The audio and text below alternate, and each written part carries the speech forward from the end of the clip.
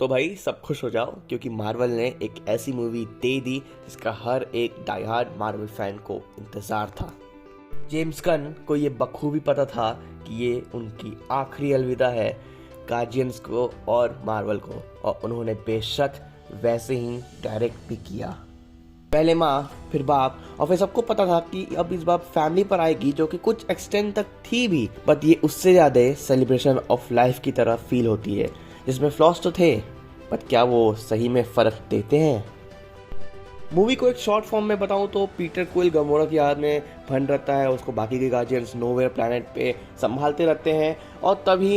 Adam warlock जो कि मुंह बोला बेटा रहता है golden high priest of sovereign का, वो जाता है रॉकेट को पकड़ने के लिए। वहाँ पे लड़ाई होती है जहाँ पे रॉकेट बुरी तरह से घायल हो जाता है, और उसको ठीक करने के लिए उसके अंदर एक किल स्विच को डीएक्टिवेट करना पड़ता है, जिसका कोड एक इंसान के पास रहता है जो कि वो अभी भी उसको अपनी प्रॉपर्टी मानता रहता है, और उसके बिना अगर किसी ने उसको ठीक करने की कोशिश की तो रॉकेट उसमें मारा जाएगा। तो बस फिर क्या था, गार्जियन अपनी फैमिली को बचाने के लिए कुछ भी करेंगे और वो निकल जाते हैं कॉर्ड जहां वो कोड मिलेगा, पर गार्ड्स के पकड़े जाने पर वो मजबूर हो जाते हैं उस साइंटिस्ट का पीछा करने के लिए जिसके पास वो कोड था, और उस साइंटिस्ट का नाम था थील, जो कि था काउंटर अर्थ पर। वहाँ पहुंचकर गमोरा क्विल पे बहुत ज़्यादा भड़की रखती है क्योंकि वो इंसान नहीं रहती है जिससे क्विल को प्यार रहता है असल में, और अनजाने में आयशा को अपनी लोकेशन बता देती है। टीम ने फाइनली वो कोड ले लिया, आधी टीम हाई इवोल्यूशनरी के कैद में हो जाती है, और फिर बची हुई टीम जाती है हाई इवोल्यूशनरी के आर्मी से लड़ने और हाई इवोल्यूशनरी से लड़ने, और बाकी के बच्चे जानवर और बच्चों को जिनके ऊपर एक्सपेरिमेंट होने वाला था उनको उसके कैद से बचाकर वापस आ जाते हैं, और लास्ट में अपनी गार्जियन डिसबैंड हो जाती है।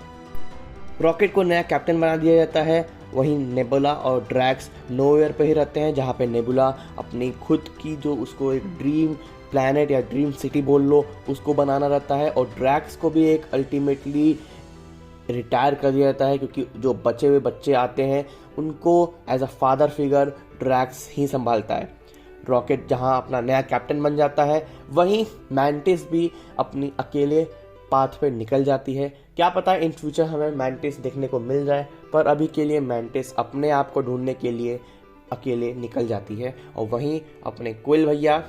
अपने दद्दू के पास चले आते हैं अर्थ पे, और गमोरा भी चली आती है वापस से रेवेजर्स के पास। मिड क्रेडिट सीन में दिखाया जाता है कि न्यू गार्जियन की टीम फॉर्म हो रखी है, जिसमें रॉकेट, फुल ग्रोन ग्रूट, क्रैगलिन, एडम और एक बच्ची रहती है जिसका नाम ब्लर पड़ता है। इसके पास भी कुछ कॉस्मो पावर्स रहती हैं जिसके बारे में शायद से मार्वल आगे हमें इंट्रोड्यूस कर सकता है।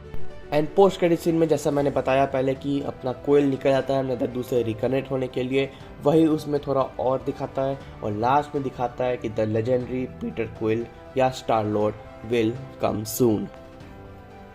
मतलब एक बात तो कंफर्म है भैया कि अपने पीटर भैया जरूर से आएंगे कभी, या तो एवेंजर्स कैंग डायनेस्टी या फिर सीक्रेट वॉर्स में। मूवी में जरूर से फ्लॉज थे, जैसे कि एडम वॉरलॉक को जैसे रिप्रेजेंट किया गया एज अ कॉमिक में और एज अ मूवी में जो दिखाया गया वो बहुत ही डिफरेंट था। यहाँ पे एकदम प्री मैच्योर एडम वॉरलॉक आया था जो कि 1 साल का बच्चा था, उसे कुछ अता पता था नहीं, उसकी पावर्स उसमें इतना दिखाई नहीं गई, और उसमें कुछ ऐसे सीन्स थे एडम वॉरलॉक के जिसमें वो अपनी माँ को जब खो देता है तो उसको जो दुख होता है वो सब चीज़ एज अ व्यूअर्स हम लोग नहीं कनेक्ट कर पाए, तो वो सब सीन पर मायने भी नहीं रखता है क्योंकि शुरुआत से हमें पता था ये मूवी गार्जियंस को लेके है, ना कि एडम वॉरलॉक को लेकर है। तो भाई मूवी बहुत ही वियर्डली ब्यूटीफुली लिखी गई है जो डिपिक्ट करती है कि यस, इस स्टोरी में एक दिल है, एक ऐसा दिल जो हमें सिखाता है कि प्यार करना क्या होता है, दोस्ती निभाना क्या होता है, और उन सब से ऊपर एक फैमिली क्या होती है। जेम्स गन ने ये मूवी में हर एक सीन, चाहे वो कॉमेडी हो या इमोशनल, एकदम बखूबी से दिखाया है, और एक प्यारा सा एक लाइन भी उसमें दिया है जो कि मैं रिफ्रेश करना चाहूँगा। जिंदगी एक दरिया है जिसे तुमने पूरा करने के लिए औरतों का सहारा लिया, बट अब समय आ गया है कि तुम्हें इसे खुद तैर के जाना होगा। वाह भाई, मतलब क्या ही सीधा लाइन टच किया, दिल को छू गया था ये लाइन, सभी के दिल छू गया था ऑडियंस में। एट लास्ट मैं बस जेम्स गन को थैंक्स बोलना चाहूँगा कि हमें the most hated character star Lord से प्यार कराने के लिए और हर एक वियर्ड कैरेक्टर से एंड हम सबको गार्जियन ऑफ द गैलेक्सी देने के लिए।